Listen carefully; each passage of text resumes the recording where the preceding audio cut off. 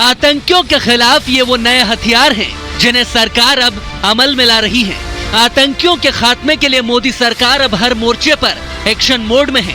दहशतगर्दी के किले को ध्वस्त करने के लिए मेगा ऑपरेशन शुरू हो चुका है।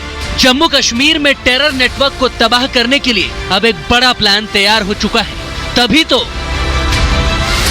आतंकी जावेद हुसैन, आजाद हुसैन, बशीर अहमद, सतारदीन और शहनवाज भट्ट समेत ऐसे 150 आतंकियों की लिस्ट तैयार हो चुकी है।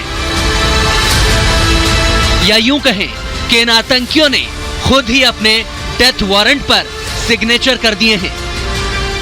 जम्मू कश्मीर से भागकर पाकिस्तान में बैठे वो आतंकी जो जम्मू कश्मीर में माहौल खराब करने की कोशिश कर रहे हैं, उन पर जम्मू कश्मीर पुलिस ने आखिरी प्रहार के लिए पूरी तैयारी कर ली है।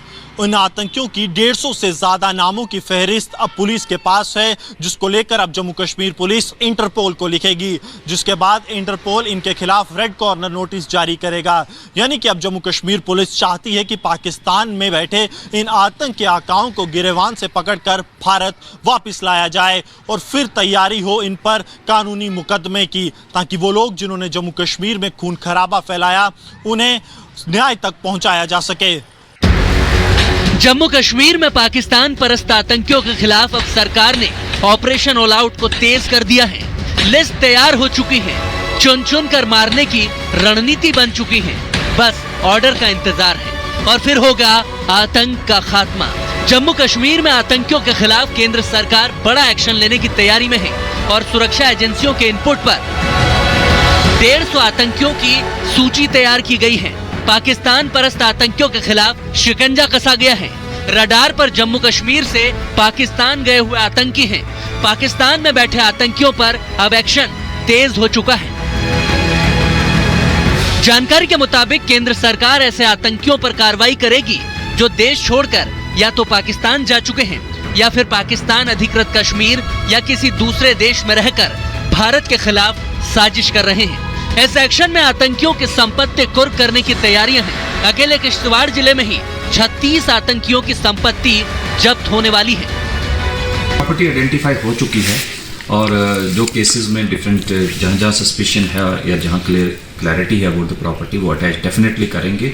और हम ये भी देखेंगे कौन कौन सी प्रॉपर्टी इनकी यहाँ सेल हुई है और वो पैसा किसके पास गया है, वो असरटेन करना बहुत जरूरी है। कहीं क्या गलत हाथों में तो नहीं पैसा जा रहा है। आतंकियों की संपत्ति कुर्क करने के पीछे भी मोदी सरकार का मकसद साफ है, आतंकियों को आर्थिक तौर पर पंगु बनाना।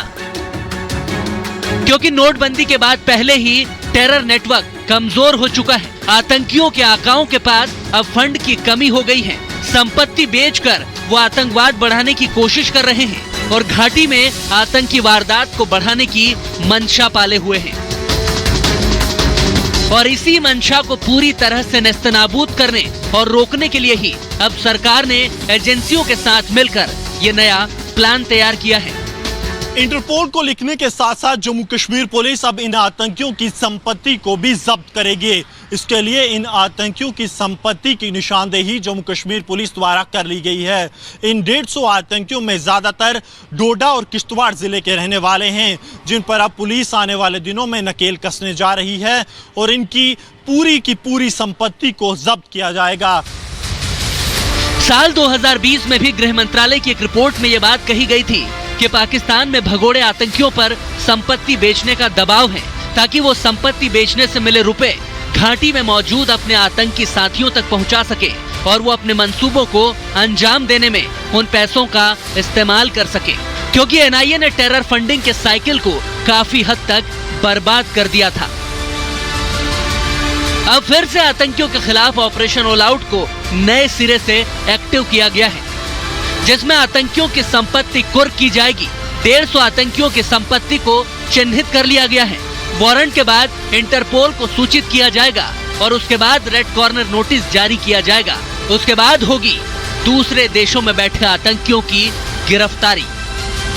इसमें हमने केसेस रजिस्टर किए हैं और उन केसेस में 2 मेजर FIR हैं जिसमें ये सभी 36 लोग नॉमिनेटेड हैं। अकॉर्डिंगली इन्वेस्टिगेशन हमने एविडेंसेस कलेक्ट किए हैं, स्टेटमेंट्स वगैरह हो गए, सब कुछ जितने भी इलेक्ट्रॉनिक एविडेंस वो भी ऑन रिकॉर्ड हो गए।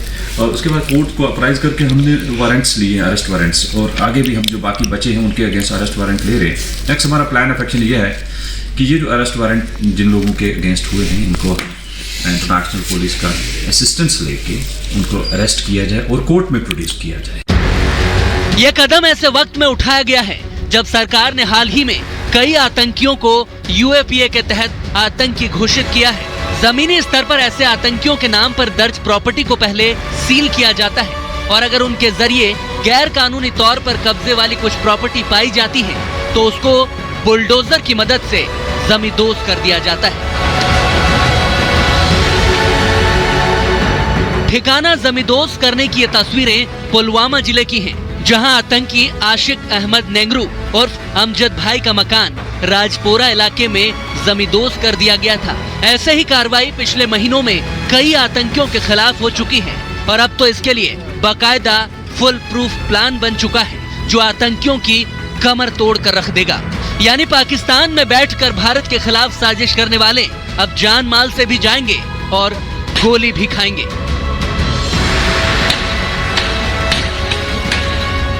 आतंकी अपनी संपत्ति से उत्पन्न होने वाले पैसे का इस्तेमाल पाकिस्तान में बैठकर भारत में हालात खराब करने के लिए ना कर सके। केंद्रीय एजेंसियों की भी इसके लिए मदद ली जा रही है, और माना यह जा रहा है कि जम्मू कश्मीर में आने वाले 2 महीने में आतंक पर बड़ा प्रहार होगा। गौरव साहनी के साथ Gursimran Singh, Republic media network.